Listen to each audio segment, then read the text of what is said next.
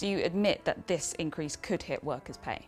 I absolutely accept that wage growth may be weaker than it otherwise would have been. I think it was a difficult decision. The hardest decision in the budget yesterday was on national insurance. I wanted yesterday to get everything out into the open and be transparent about the decisions that I needed to make. I'm not going to be coming back with a budget like this in the future. Rachel Reeves claims her inheritance tax will create economic fairness. But fairness for whom? As Jeremy Clarkson pointed out, this policy could force hard-working farmers to sell land that's been in their families for generations. Before we move on, I'd like to ask you a small favor. If you appreciate this content, please take a second to like this video and subscribe to the channel. Over 98% of you watch the videos without subscribing. It costs you nothing, but it makes a huge difference to us. So, did you click the subscribe button? Great!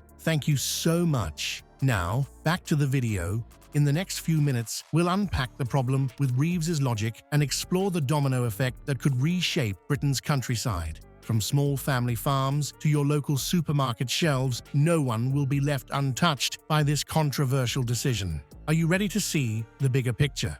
Rachel Reeves's inheritance tax policy might sound fair on paper. Why are you here, Mr. Clarkson? Well, because I'm here to support farmers. Right. Are you angry? It's difficult to be angry on somebody else's behalf. That's like being... Yes, no, I'm not angry on someone else's behalf. So one of the reasons Rachel Reeves says she brought this in is to stop wealthy people using it as a way No, of that was the only reason she did. Well, no, the other reason was to raise money for public services. It's not the fact that I bought a farm to avoid inheritance tax. The fact. You told the Sunday Times in 2021 that's why you bought it. These people. Sorry? BBC. But it's a ticking time bomb for Britain's farmers. Let's break down this 20% tax on agricultural assets over 1 million and see why it's causing such an uproar.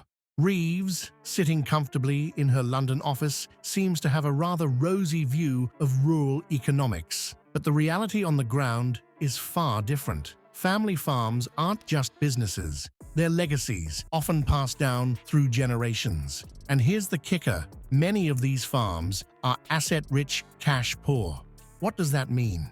Picture this. A farmer owns land worth millions, but barely scrapes by each month. The land's value has skyrocketed over the years, but the farmer's bank account doesn't reflect that. In some areas, farmland prices have hit a staggering $30,000 per acre. Do the math and you'll see that a modest 500-acre farm could be valued at $15 million.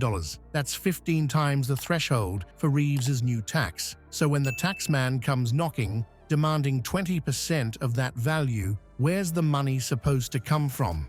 Farmers can't just sell off a field or two to pay the bill. It's not like they're hoarding gold bars in the barn. The land is their livelihood, their future, and often their pension all rolled into one. This urban-centric policy shows a fundamental misunderstanding of rural life. It's not just about numbers on a spreadsheet. It's about the very fabric of our countryside. If farmers are forced to sell up to pay these taxes, what happens to our food production, to rural communities that have existed for centuries? The consequences could be devastating.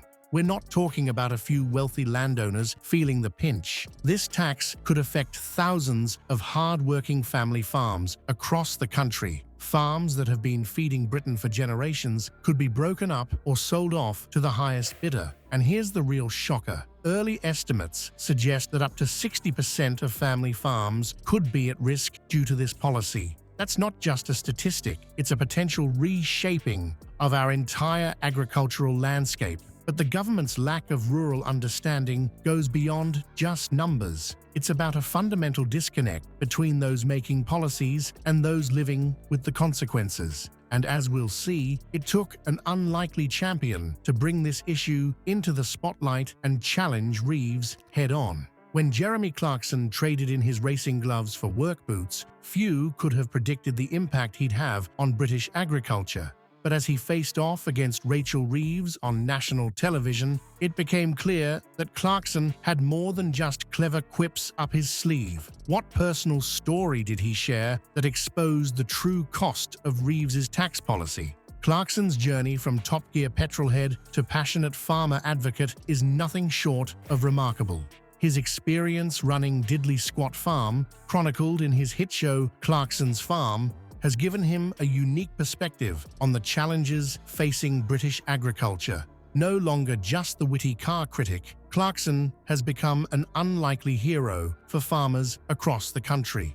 The confrontation between Clarkson and Reeves on live TV was electric. Clarkson, armed with real-world farming experience, didn't pull any punches. He challenged Reeves's urban-centric view of agriculture, pointing out the disconnect between Westminster policies and the realities of rural life. Clarkson's arguments weren't just theoretical, they were grounded in the day-to-day struggles he's faced since becoming a farmer. One of Clarkson's most powerful moments came when he shared a quote from his social media. "Farmers, I know that you have been shafted today, but please don't despair. Just look after yourselves for 5 short years and this shower will be gone." This statement resonated deeply with the farming community, many of whom feel abandoned by the current government. Clarkson's critique of the government's agricultural policies was scathing. He didn't mince words when he said, "I think history will see her as the most stupid, blinkered idiot ever to occupy No 11. This blunt assessment highlighted the growing frustration among farmers who feel misunderstood and undervalued by policymakers. As the debate heated up, Clarkson hinted at a personal revelation that would drive home the real-world impact of Reeves's tax policy. The audience leaned in, sensing that something big was about to be unveiled. What could Clarkson possibly share that would make Reeves visibly uncomfortable?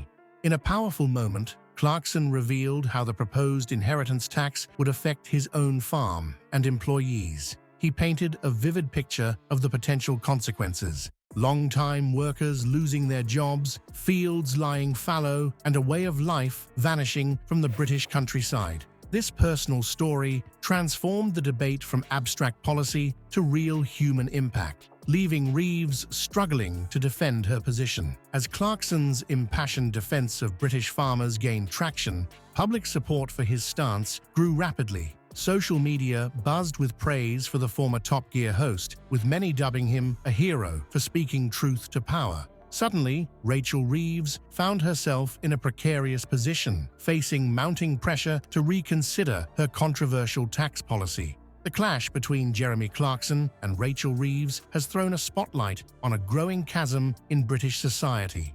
It's not just about inheritance tax or farming, it's a stark reminder of the widening gulf between urban policymakers and rural communities. Clarkson's impassioned defense of farmers has resonated with many, forcing the government to confront the real-world implications of their policies. But will this public outcry be enough to sway the decision-makers? The battle for Britain's agricultural future hangs in the balance. Industry leaders are calling for alternatives that balance fairness with the needs of farmers, such as maintaining agricultural property relief. These suggestions aim to protect family farms from crippling tax burdens while addressing broader economic concerns. The question remains, will the government listen to those who work the land, or will they prioritize short-term political gains? The answer could reshape Britain's countryside for generations to come. As this debate unfolds, it's clear that the future of British farming, and perhaps the nation's food security, hangs in the balance.